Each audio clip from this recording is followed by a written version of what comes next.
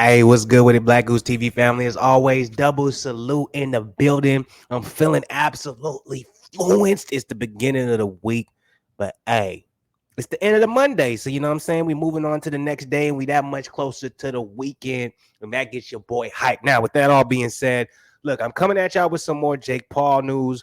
I'm coming at y'all with some more Hasim Rahman Jr. news.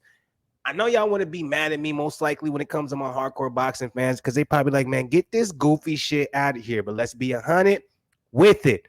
We would have been covering this shit all week because their fight was supposed to be this Saturday. So regardless, let's get all this shit out of the way. And then after today, we can be on our way. You feel what I'm saying? But hey, I got a reaction video. This is Jake Paul basically, saying why the fight was canceled. Obviously, this joint came out. I think it was like late Saturday night. So I know I'm late. Family. But at the end of the day, I was like, I might as well go ahead and react to this video with y'all. I haven't watched it in its entirety. It doesn't make sense for me to watch it in its entirety to myself. You know what I'm saying? When I got the Black Goose TV family. And really, I really want to know you guys' opinion on this because here's basically the narrative surrounding this whole entire cancellation of the fight when it comes between Paul and Rahman Jr., right? It's like, who are we going to place the blame on? Is Jake Paul a fraud? You know what I'm saying? Did he plan this from the beginning? Did he know at the end of the day, if Rahman Jr. decided in any type of way to be like, hey, yo, I'm going to utilize that little loophole in the contract where it says I can come in as heavy as I want. I just got to pay majority of my purse. You get majority of it. Let's do that. So, maybe Jake Paul and his team underestimated Rahman Jr., and his team being willing to take a risk like that. And they're like, oh, yeah, he's really doing it. So, nigga, let's get up out of here. You know what I'm saying? Then there's the other hand where people are, going crazy at Rahman Jr. saying how unprofessional it is. Like, how are we going to be only losing 1 pound in 4 weeks? You at 215 and you're a whole week before the fight and you at 215. By the way, guys, I don't know how many of you people ever work out or anything like that, but being 215 and you have to make 205 to 200 a week out, that's on point for weight. I can lose 10 pounds in 3-4 days. That's all water weight. You feel me? Anyway, so, or are we going to blame it on the fact that there's a possibility that, there were some people like Rahman Jr., no one knows who he is. Jake Paul, people do know who he is, but are boxing fans really going to buy the pay-per-view? So we're talking about two fighters who technically aren't pay-per-view stars because Jake Paul is not a pay-per-view star. He's only sold good pay-per-views for one fight, which was his initial fight with Tyron Woodley. After that, it did not do that good. It did okay. It did a little bit better than Gervonta, but he's not a pay-per-view star. But I guess someone say, if you say Gervonta's a pay-per-view star, he is. But anyway, that's a whole different story. But technically, he's not a pay-per-view star. So they look and they say, man, we're putting a lot of money on the line. We expected it to be Tommy Fury. Rahman Jr. is a great replacement, but we're not going to get our money back. We need to cancel it. So we're trying to figure out who to put the blame on. We don't know who to put the blame on. Y'all check the community board. I dropped a question saying, who should we put the blame on? So I'm interested to see what you guys think. As of right now, a lot of you guys are saying Jake Paul, but it's kind of closer than I thought. But with that being said, it's only right. You know what I'm saying? There's three sides to every story. There's Jake Paul's side. There's Rahman Jr.'s side. Then, of course, in the middle, there's the truth. So let's listen to Jake Paul's side. Let's see what he has to say. It's not really about my opinion on this joint. I really want to know what you guys think about it. That's really why I'm doing this reaction. I'll give you guys my insight for a little bit, but ultimately, I want you guys to drop below in the comments what you guys think about this. So let's get into it. You already know what it is. Fluence all day. Much love to the people. Like, subscribe. Road to 5K. Notification gang. Much love. Let's get it. Folks, emergency press conference. You may have seen the news. Hasim Rahman Jr. has pulled out of the fight. This is not a joke. I am devastated. I cannot believe this. We just found out this news. And this is just another case of a professional boxer, just like Tommy Fury, being scared to fight me. It's as clear as day that these guys have been so unprofessional to work with, looking for any excuse to suck more money out of this event, to coerce us into doing things. And from the jump, I knew in the bottom of my heart that this guy didn't want to get into the ring with me. It's clear. Real quick, I do want to stop it right here because I want to say that if you guys saw a clip from Dana White after the last pay-per-view event, they asked him about, this particular fight being canceled. And he said, hey, I heard, and this is where the the rumors or the alleged rumors came from tickets not being sold and them not making the money back, Dana White was like, hey, it wasn't about Rockman Jr., it wasn't about Jake Paul. He just couldn't sell enough, and they had to cancel it before they lost way too much money, where they already lost a lot of money, but they would have lost double what they would have lost if they would have continued on with the fight. That was Dana White's perspective, right? Excuse me. I think, as much as I think that is a possibility, you have to pay attention. You have to at least applaud the fact that Jake Paul and his team, they're very calculated. Listen to his response, right? Listen to his response. Why did you bring Tommy Fury into this? Why did you bring in all boxers? Because the main narrative on Jake Paul is he does not want to fight a boxer. He's scared to fight a boxer. He's not good enough to fight a boxer. He can't be in there with a boxer. I'm one of those guys who firmly believe I respect Jake Paul. I respect the work he's putting in. But I do think at the end of the day, this will end up being a spectacle. What do I mean by it being a spectacle? He's not going to fight anyone who's a necessarily real boxer. His whole goal point is to make a lot of money, create a promotional business within boxing, and utilize that later into his career. That's what I think is happening right now.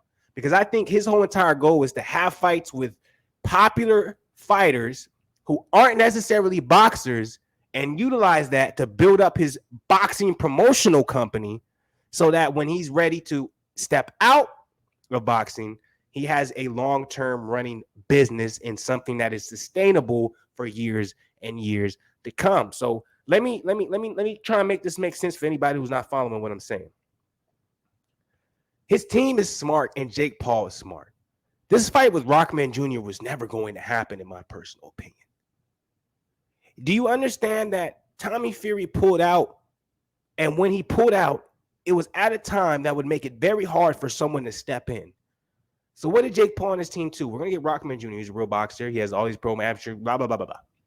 We're going to paint this narrative of this fight's going to happen.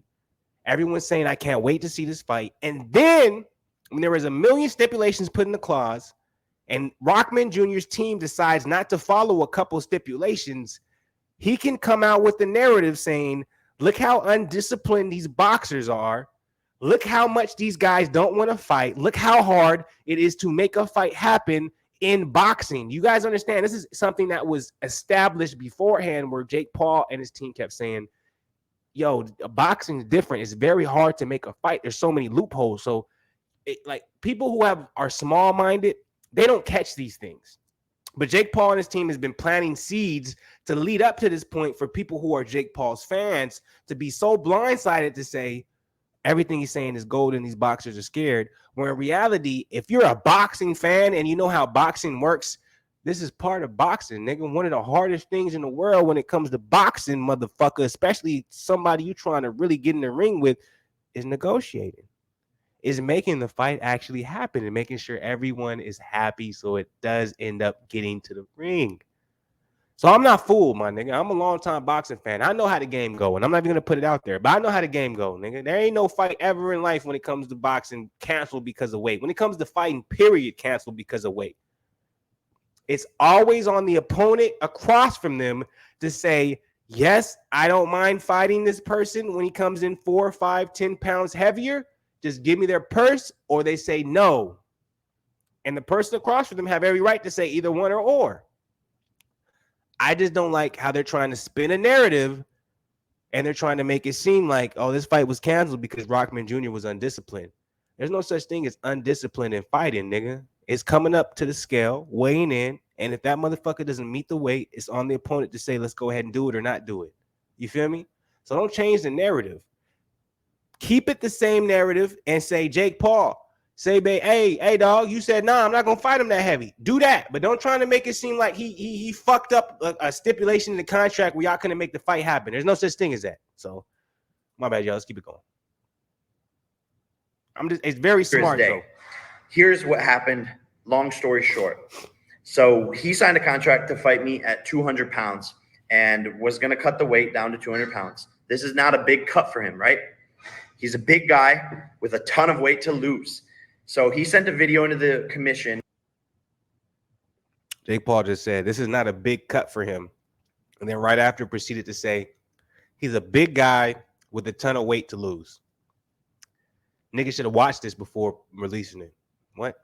The first time he weighed in at 216 pounds. The commission wanted to track his weight cut to make sure he was doing it in a healthy way.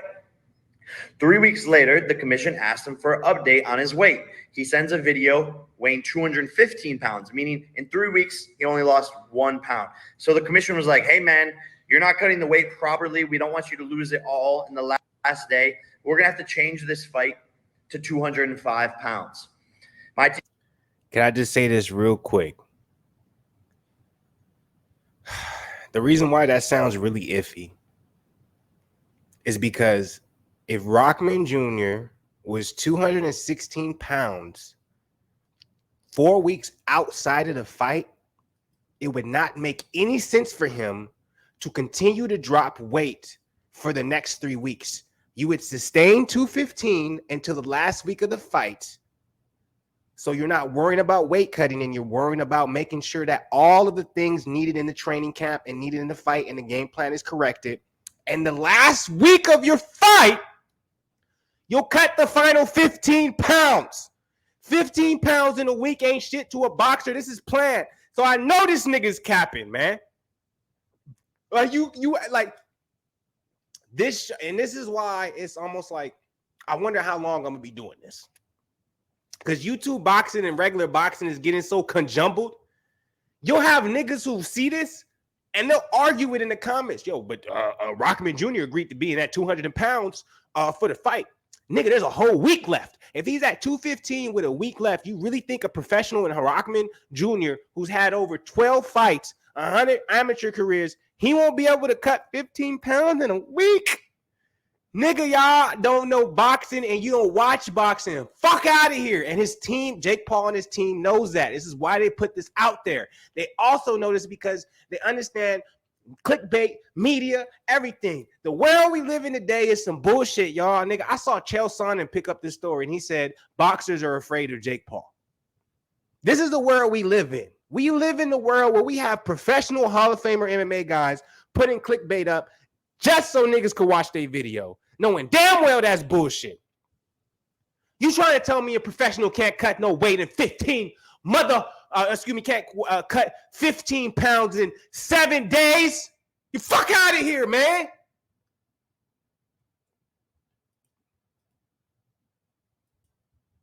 Team calls me up. They're like, hey, man, do you want to change? They want to change the weight to 205 pounds. That's a big difference. You normally fight at 190 pounds. Do you want to do the fight still? I said, no problem. Let's do it. 205 pounds. He already has a weight advantage, height advantage, reach advantage, all of these things, but whatever. I know I can still beat his ass at 205 pounds. And that was that. We move forward. And then today, out of nowhere, his team calls and says, Hasim's not going lower than 215 pounds. If the fight's not at 215 pounds, then we're pulling out. My manager goes, fuck you guys. You're not in control of this. We already agreed to 5 more pounds. He is a big guy. Losing 10 pounds, everyone knows in the sport of boxing that is an easy weight cut. People do that. UFC champ. You're contradicting yourself, Jake Paul. You just said he's a big guy, but there's no reason to cut 10 pounds. I'm not saying, because I just made the argument that he's going to cut. Rahman Jr. and his team was calling your team's bluff. They wanted to see how for real you was about this. They said, we're coming in at 215. If you're not cool with that, we'll pull out. So they went to see what y'all would do. If y'all would have said, okay, they'd been like, haha, these niggas is, their whole team is amateurs. Because this is something that happens regularly on boxing. But if Jake Paul's team would have came back and said, nah, we're firm, this is what we're going to have to be, guess what? Rahman Jr. would have cut the weight and they would have took the penalty. His team was aware of what they were doing. He said, hey, this nigga is basically trying to call your bluff. He's telling you, I'm coming in heavy and I'm going to take the penalty. So we have to make a consensus decision to either cancel this fight or allow this fight to happen, and he comes in way heavier than you. Champions cut 25 pounds overnight to make weight. A 10-pound weight cut for a heavyweight is nothing. This is clearly an excuse. So they say, okay, this nigga just said a 10-pound cut for a heavyweight is nothing. Nigga, heavyweights don't cut weight. Fuck are you talking about? Fight's not at 215, we're out. The biggest payday of his life times 10, and he's fumbling it. For what? Jake Paul, everything is not about them. Not everything is not about money, nigga. That's how I know you don't respect boxing, nigga. You don't respect the art, nigga. You think all this shit is about money. Half of these niggas go their entire life to 40 years old, getting their brains beaten in, about to die, and they don't even have enough money to take care of their children, nigga. What? Because he knows he's going to get knocked out by me. The pressure starts to set in, and it's exactly what happens with all of these guys. Same shit with Tommy Fury. I'm sick of it. I'm devastated. I apologize to everyone on the undercard. Amanda Serrano, I know you were working hard. Ashton Silva, I know you were working hard. This is absurd. There's nothing I can do about it. I apologize to the fans, and I'll. Sorry about this, y'all. I didn't think I was get this emotional watching this. Like I said, I didn't watch this whole motherfucking thing. So like watching the whole thing, I'm like, man, there's so much bullshit, cap, script. He probably took 4 to 5 times before actually recording this. Look, Jake Paul, I've been a nigga advocating since you started this joint, what, 3-4 years ago, whatever the case, 2 years ago, 3 years ago, where I was actually in a positive toward what you were doing. I said, man, he's shedding some light on boxing that we didn't think we would see. But when we get into this goofy shit, where nigga, you advocating for fighters' pay and boxers' pay and you for combat, but then you go against a real boxer and there's regular stipulations in the contract that's the same stipulations as any other boxing fight, and you try to make it seem as if Rockman Jr., oh, you're not abiding by what you're supposed to do, so we're canceling the fight. Nigga, that's not how shit works when it comes to a contract. And you should know that, nigga, because you got a lot of money.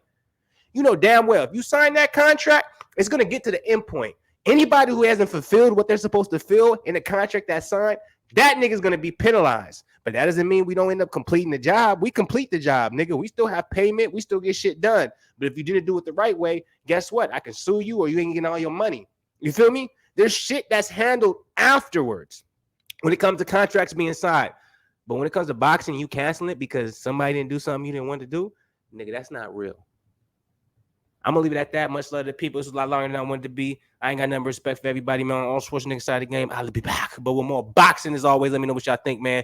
Road to 5K. Subscribe to the motherfucking joint. I had all the energy today.